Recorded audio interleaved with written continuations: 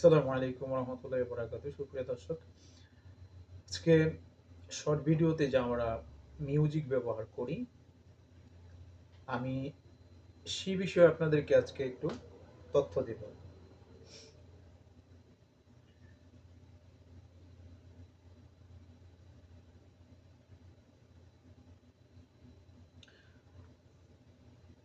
এই যে দেখুন, আমি 3টা ভিডিও, একটা 2টা 4টা video, short short video record করেছি। মানে একটা মিউজিকে আমি 4টা ভিডিও রেকর্ড করেছি, দিয়েছে, সেজন্য রেকর্ড করেছি। এরপরে আমি চলে যাই ভিডিওটি আপলোড করার জন্য। এই যে আপনারা শুনছেন যে ভিডিওটা বাজতেছে, তো আমি আবারও পরবর্তী ধাপে যাচ্ছি। এইখানে আপনাদের বলার উদ্দেশ্যটা দেখেন, এখানে লেখা আছে বিবরণ যোগ করুন। এইখানে আমি এটা বাংলা করেছি আপনাদেরকে বোঝার ক্ষেত্রে। আপলোড করার অর্থ হলো, মানে এটার এই ভিডিওটা আপলোড করার অর্থ হলো আমাকে বোঝাচ্ছে বা সবাইকে বোঝাচ্ছে, আপনি এই ব্যাপারে সম্মতি জানাচ্ছেন যে আপনার এই আপলোড ও ভবিষ্যতে সব আপলোডের ক্ষেত্রে আপনি ইউটিউব মিউজিক শুধুমাত্র ব্যক্তিগত বিনোদনের জন্য ব্যবহার করবেন, কোনো ব্যবসায়িক উদ্দেশ্য নয়। আমি আরো জানুন, তো একটু দেখি আর কি জানতে আমাকে বলছে, আমাদের কি বলছে। একটু লোড নিচ্ছে নেটের কারণে। হ্যাঁ, পেজটি চলে আসছে। আপনারা দেখতে পাচ্ছেন যে এখানে ইউটিউব শর্ট ভিডিও করা শুরু করা যাক। হ্যাঁ, এটা বাংলায়। কিভাবে কি করা যাক আমি সেটা আপনাদেরকে বোঝাচ্ছি। ইউটিউব শর্ট হলো এমন একটি মাধ্যম যেখানে শুধুমাত্র স্মার্টফোন এবং ইউটিউব অ্যাপের শর্ট ক্যামেরা ব্যবহার করেই যে কেউ নতুন দর্শকের সাথে কানেক্ট করতে পারে। ইউটিউবে এর শর্ট তৈরি করার টুল ব্যবহার করলে আমাদের মাল্টি গেটসম্যান্ট ক্যামেরার সাহায্যে খুব সহজে 3 মিনিট স্বল্প ভিডিও, হ্যাঁ, দৈর্ঘ্যের ভিডিও তৈরি করা যায়। আপনারা বুঝতে পারছেন। সুপ্রিয় দর্শক, আপনারা যদি আমার চ্যানেল নতুন হয়ে থাকেন তাকে সাবস্ক্রাইব করে আমার সাথে থাকবেন। আহ, দ্বিতীয় ধাপে যাচ্ছি, শর্টস এর ভিউ গণনা সংক্রান্ত পরিবর্তন। এই 2026-এ এর পরিবর্তন আসতে পারে, সেটা কিভাবে এখানে দেওয়া আছে।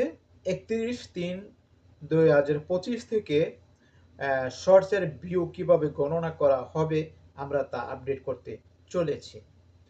শর্ট কতবার চালানো বা রিপ্লে করা হয়েছে তার উপর ভিত্তি করে ভিউ গণনা করা হবে। এখন হচ্ছে, আপনি যদি একটা ভিডিও, আপনার ভিডিওটা যদি বারবার বারবার যদি আপনি করেন, রিপ্লে করেন, তাহলে হ্যাঁ দেখবে যে ভিডিওটা কতবার রিপ্লে করা হয়েছে। এক ব্যক্তি, সেটা কি হবে, একজনকেই ধরা হবে, অন্যজনকে ধরবে, মানে একবারই নেবে।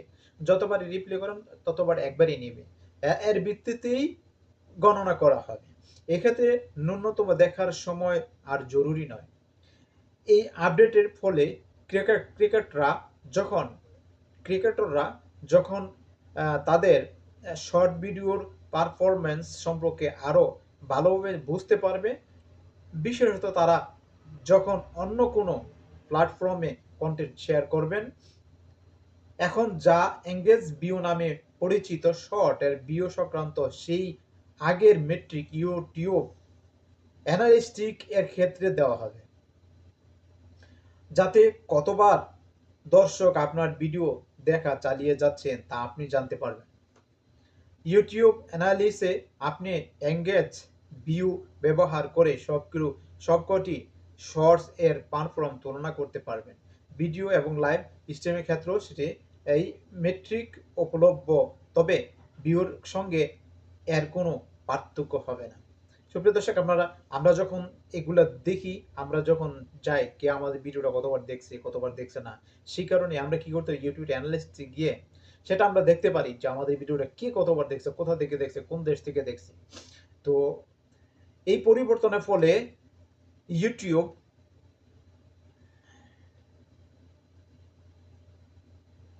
আমি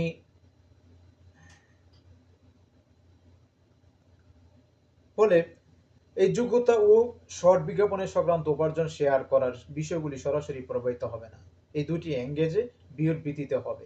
সুপ্রিয় আপনারা বুঝতে পারছেন যে এখানে শর্টের ভিডিও আপলোডের ক্ষেত্রে কি কি দরকার। এখানে আমি কি করব, এখানে জন শর্টে আপনার হ্যাশট্যাগ দিয়ে আমি শর্টস ভিডিও, শর্টস, শুধু শর্টস দিলাম, সংক্ষিপ্ত শর্টস দিলাম, তারপরে দিয়ে দিলাম বাংলাদেশ।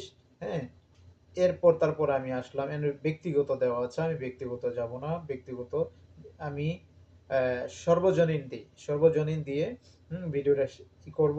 তারপরে দর্শক বেছে নেব, এটা কি বাচ্চাদের করা হয়েছে না আপনি বাচ্চাদের জন্য করেননি, এটা আমি বাচ্চাদের জন্য তৈরি করা হয়নি, গেলাম ফেলে। তারপরে আমি কি আরো নিচে গেলাম, বিবরণ।